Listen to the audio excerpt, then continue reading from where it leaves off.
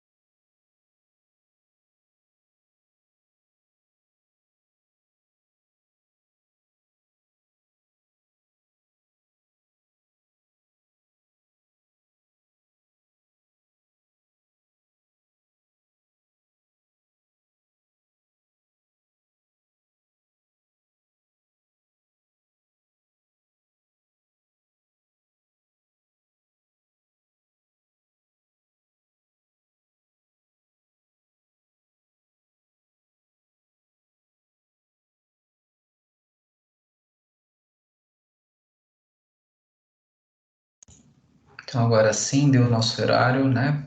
Pontual do nosso início da nossa aula. Muito bem-vindo, muito bem-vinda. Um prazer estar junto com vocês em mais esse encontro ao vivo, né? Esta aula está sendo gravada. Então, logo após essa aula, eu vou mandar para vocês o vídeo para que vocês possam assistir por meio dos avisos, ok? Então, vamos iniciar o nosso encontro número 3. Qualquer dúvida durante a aula, sintam-se à vontade, né? O chat vocês podem colocar aqui, né, a participação de vocês, e também vocês podem, né, depois da aula, quem viu a gravação, que não teve a oportunidade de ver ao vivo, colocar dúvidas também lá no fórum de dúvidas, ou pela caixa de entrada. Vamos lá, então? Eu vou, a partir de agora, compartilhar com vocês o nosso slide de aula. Então, aqui eu tenho o nosso slide de aula. Vamos colocar aqui do início. Nossa disciplina Aplicações de Cálculo. Deixa eu só parar de compartilhar aqui, que aí eu preciso colocar aqui para vocês no compartilhamento, na forma de slide, com a caneta disponível, né? Que aí vocês vão poder acompanhar aqui enquanto eu aponto as partes dentro do slide, tá certo? Então, a disciplina Aplicações de Cálculo, sou o professor Carlos Eduardo.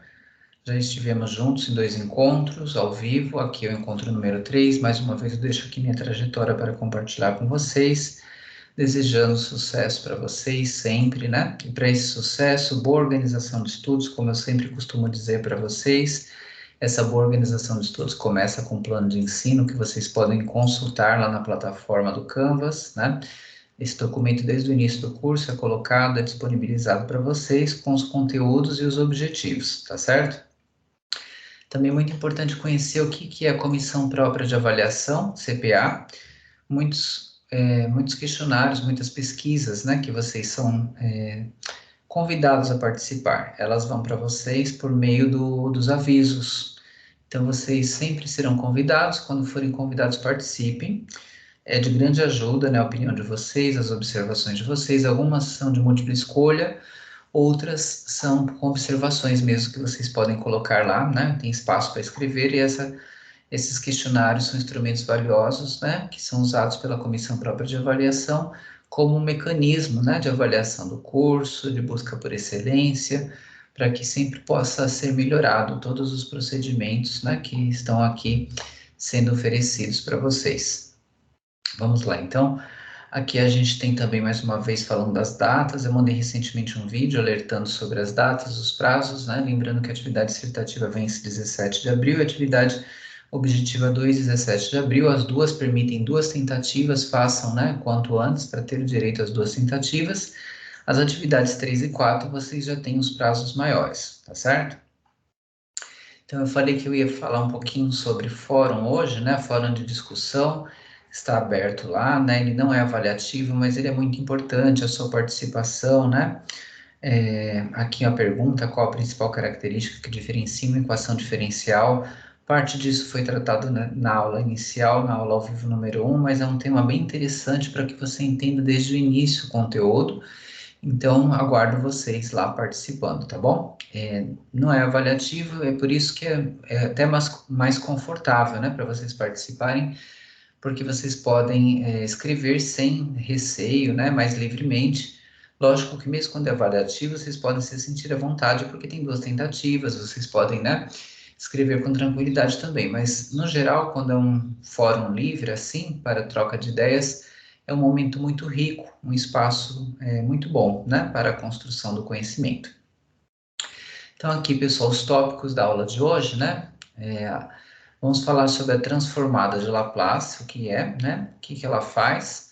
Vamos falar um pouco de sequências numéricas e séries numéricas, tá? E vou indicar vários vídeos que eu já compartilhei com vocês, que foram vídeos que eu já tinha preparado anteriormente, que já estava na playlist, que eu estou sempre compartilhando com vocês, e que vocês podem, assim, né, aprofundar o conhecimento. Então, vamos lá. Então, falar aqui inicialmente sobre a transformação de Laplace, né? O que é a transformada de Laplace, que nós vamos ver agora. Então, aqui a transformada de Laplace, ela faz uma transformação de uma função em uma outra função, só que qual que é a diferença? Uma função onde você está usando, né, aqui uma variável real e como resultado virá uma variável com número, com valor complexo, né? Então é uma característica da transformada de Laplace, né? Ela transforma uma função em outra função, sendo que a função original ela estava focada em variáveis reais. E o resultado depois da transformação, né, da transformada de Laplace, como chamamos, é que sairá uma função, né, que aqui é a variável, no caso, complexa, tá? Então, a gente tem aqui, pessoal, a transformação da variável de Laplace, melhor dizendo, a transformada de Laplace, né?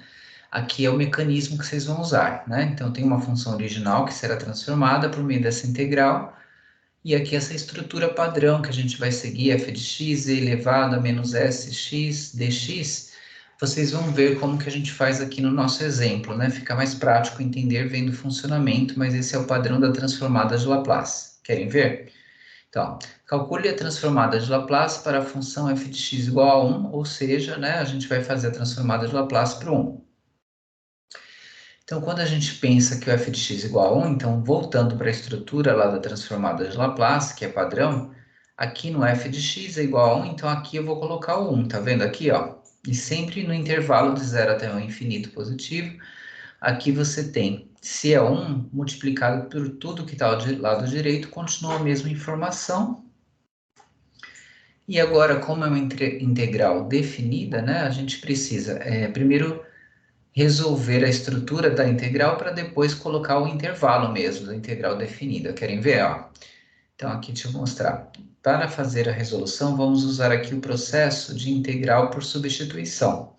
Como que funciona a integral por substituição? Então, aqui a gente está igualando sx com u. Então, du, que seria a derivada aqui, né, do sx, seria s dx, porque eu estou derivando em x. E aí, onde estiver, né, as informações originais, eu vou fazer o processo de substituição, né? A partir dessa igualdade aqui que nós nos referenciamos, né? Usamos aqui o sx igual a u e derivamos, né? A derivada de u seria a derivada aqui s dx, que seria do lado oposto aí, derivando em x. Aí, quando você vai substituir, o sx você igualou com 1, então tá aqui. Agora você precisa substituir o dx. Para substituir o dx aqui, você isolaria esse dx. Se você isolar o dx, né, você teria aqui o du, né, em cima, e ali o menos S, né, ele passaria dividindo ou divide dos dois lados, né, como a gente pode fazer de diferentes formas. Então, aqui, quando eu isolei, né, o dx, aí eu encontrei que o dx é igual a du sobre menos S. Então, no lugar do dx, eu coloquei du menos S aqui, tá vendo? E aí, o que mais que a gente vai fazer? Aqui é a integral, né, que já está feita a substituição, né? Não sei se vocês se lembram, mas essa forma, né, de potência com a base e, né, a integral dela vai ser a própria potência, e esse 1 sobre x que estava, 1 sobre s, melhor dizendo, né, que estava aqui, porque aqui ficou 1, né, 1 sobre s, a gente pode trazer a parte, fica na frente aqui multiplicando, né? E fica negativo, né? Porque mantém o negativo, como era S aí na divisão, ficou menos 1 sobre S fora da integral. E aí, fazendo a integral do e elevado a u, fica próprio e elevado a u. E aí a gente chegou aqui, né, no processo final, quando você usa a substituição, depois que você integrou, você volta a substituir o valor original. Qual que era o valor original para o u? Era menos sx, aí você volta a substituir. Tendo feito essa substituição, como por esse modelo da transformada de Laplace, né, a gente tem um intervalo, a gente coloca aqui, então, né, o intervalo na transformada de Laplace, que já foi calculada, que é essa aqui que a gente encontrou, do zero até o infinito. Então, quando você vai fazer essa substituição aqui do zero até o infinito, ó, como que vai ficar aqui esse 1 sobre e elevado a sx? Quando você substituir o zero no expoente, vai ficar o próprio... vai ficar elevado a zero, né? E quando você colocar elevado a zero, vai dar o próprio 1. Então, e quando você colocar, né, elevado a infinito aqui, também vai ficar um número bem alto, que 1 sobre infinito é considerado no cálculo diferencial zero. E aí você coloca, né, a subtração aí do valor máximo, que é infinito, e valor mínimo zero, os dois resultados encontrados, mantém ali a parte menos 1 sobre s, que ficou fora da integral, e aí ficou menos 1 aqui, o 0 menos 1. Como já era menos 1 sobre s, com menos 1 ficou mais 1 sobre s, que é o nosso valor da transformada nesse caso. Então, nós acabamos de encontrar o resultado aqui da transformada, perceberam, né? Nós aplicamos, né, o padrão aí da transformada de Laplace, o passo a passo, usamos integral pela substituição, e aí a gente conseguiu chegar na resposta. E para ajudar, nem sempre a gente vai fazer todo esse processo, que ele é longo, né? Então a gente tem até uma tabela que eu vou mostrar para vocês, ó, que a gente acabou de encontrar valendo 1, né, o f de x igual a 1, a gente achou 1 sobre s. Se você usasse f de x igual a x, você acharia 1 sobre s ao quadrado. Se você achasse x elevado a n menos 1, você acharia essa outra estrutura algébrica. Então aqui a gente tem uma tabela que vai facilitar, né, o trabalho. Tá?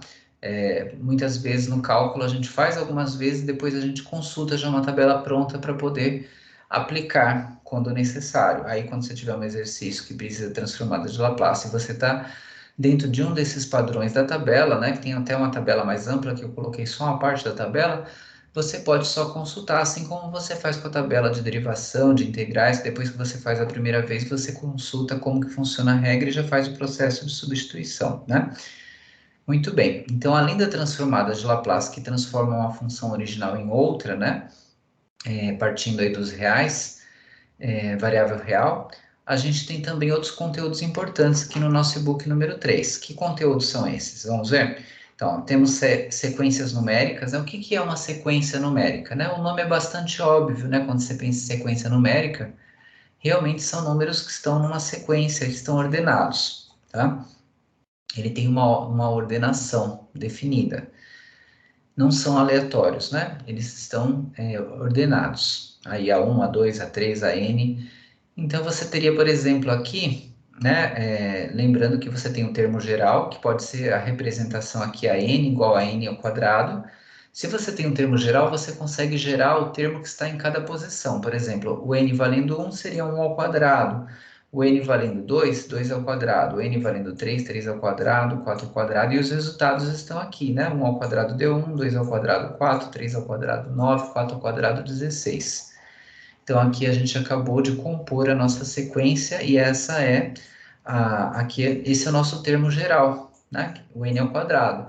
A gente pode ter outros termos gerais, lógico, aqui é somente um exemplo, n ao quadrado, poderia ser n ao cubo, poderia ser 1 sobre n, tem várias possibilidades, mas se representa com n, e o n é a posição do elemento, para você gerar cada elemento que seria o termo geral, né? O termo geral sempre em função do n, e o n vai ser substituído ali pela posição do elemento, para fazer o cálculo do elemento naquela determinada posição. Quando a gente pensa em sequências, né, a gente fala em sequências convergentes ou divergentes, né? As sequências que são convergentes, elas estão caminhando para um número, né? À medida que vai aumentando, ela se aproxima cada vez mais de um número específico. As frequências que são, as sequências que são divergentes, já não acontece isso, né? Não tem esse processo de aproximação de algum número. Nesse caso aqui, né, a gente está vendo uma aproximação. Aqui não está se aproximando em nenhum número específico, aqui está se aproximando do infinito, porque está sempre aumentando, né? Nesse caso, ela está indo para o infinito, e no caso ela não gerou, né, nenhum número específico que ela esteja se aproximando para ser convergente. Então ela seria divergente porque ela está indo para o infinito.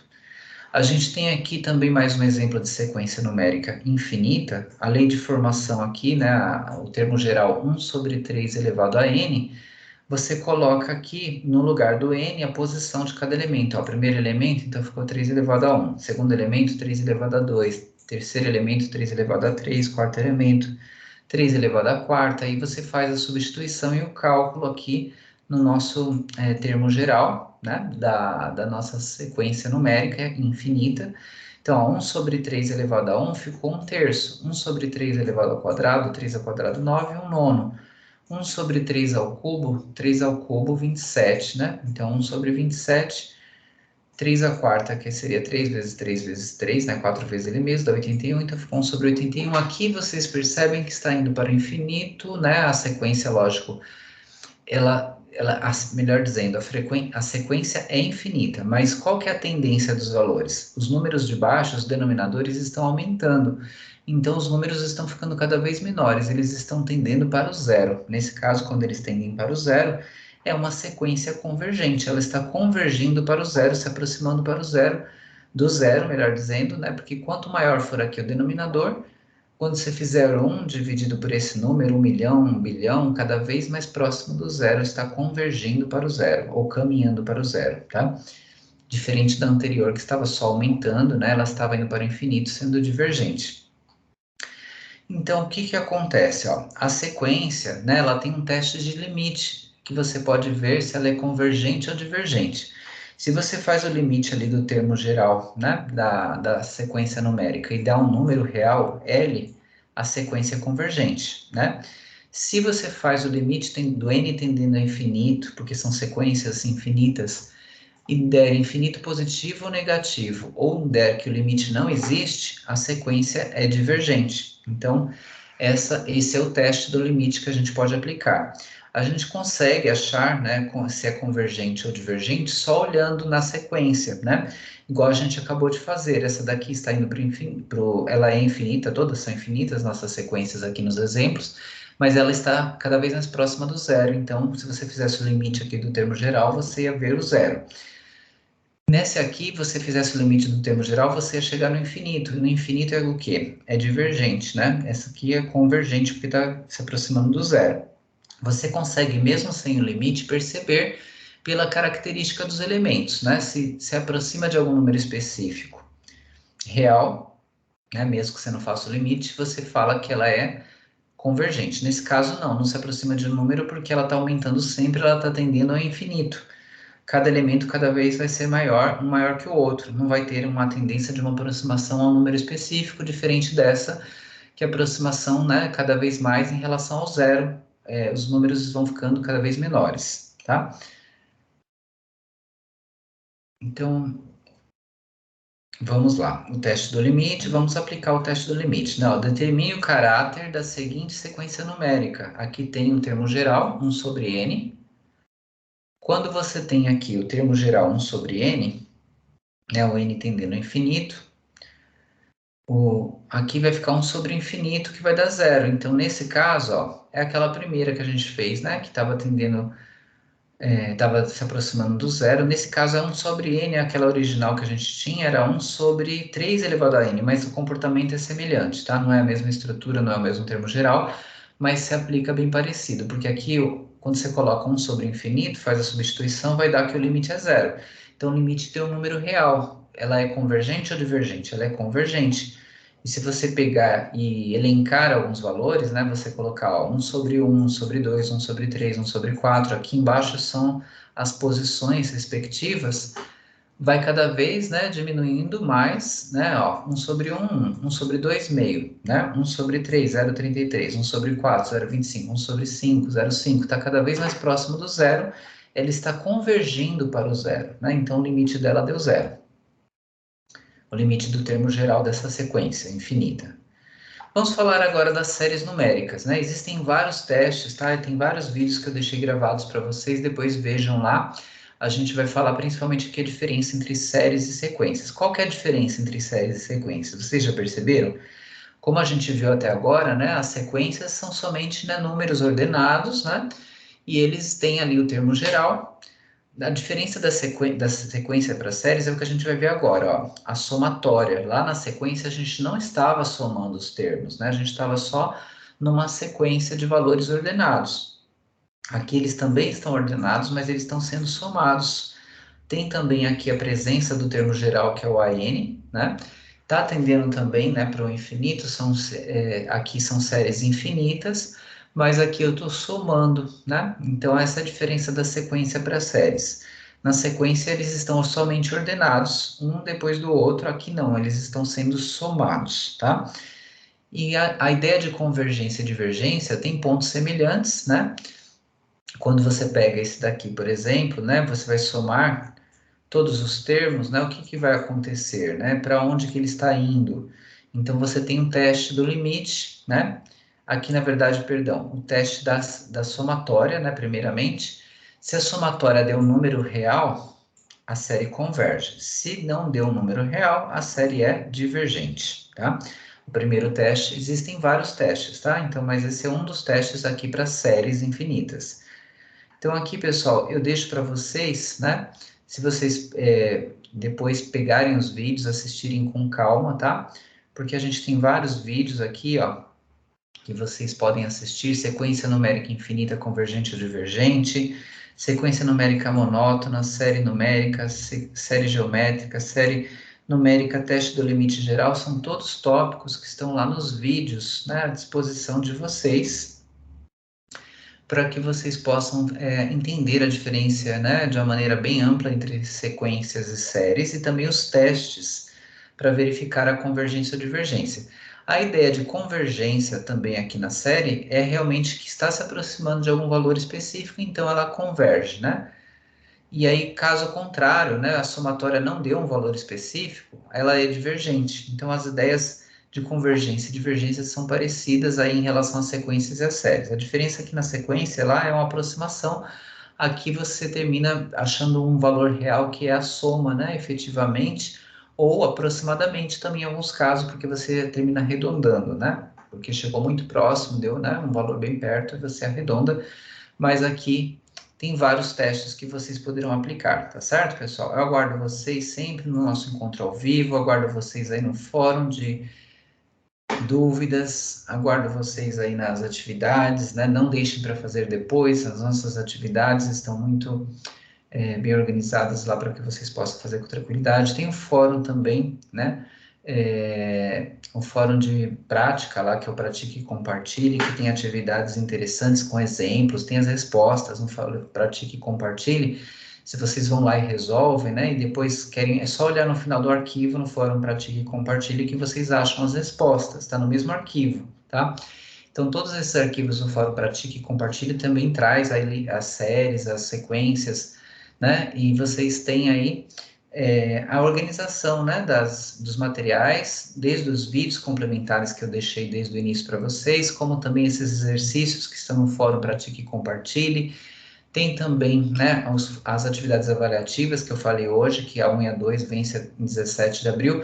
Não se preocupem em relação à atividade dissertativa 1 em fazer, eu vou abrir, eu estou preocupado, não sei se eu vou resolver.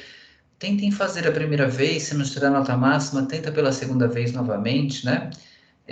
Tenta pela segunda vez a atividade com tranquilidade, estuda novamente, e aí vocês vão perceber que vocês têm a oportunidade de melhorar a nota, porque se a sua segunda tentativa a nota cair, não se preocupe, porque vai prevalecer a maior das duas notas, tá certo? Então, pessoal, eu aguardo vocês, né, assistindo os vídeos e assistindo aqui os nossos encontros ao vivo e que a gente possa, assim, continuar tendo essa interação, né, no nosso curso aqui de uma maneira contínua. Desejo ótimos estudos para vocês, desejo sucesso, espero que vocês estejam aí aproveitando, né, o máximo possível para ter uma ótima aprendizagem. Então, sucesso a todos, ótimos estudos e até a próxima.